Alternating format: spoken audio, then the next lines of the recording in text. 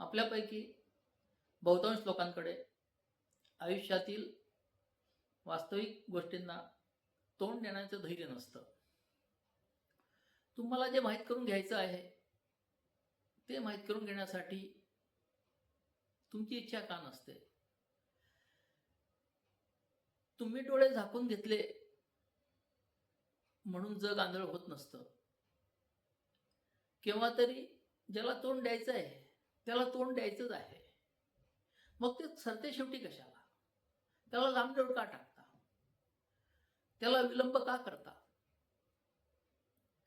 काल तुम्ही ज्या ठिणगीकडे डोळे झाक करत होता ती उद्या वणव्यात रूपांतर होऊन तुम्हाला झळ देणारच आहे.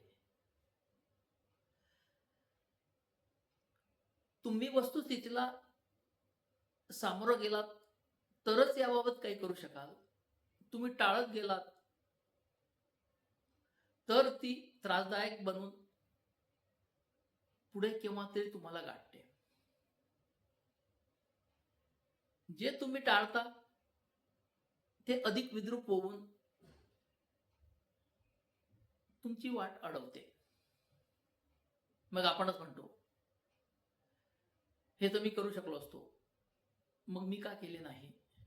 तोपर्यंत वेळ निघून गेलेली असते.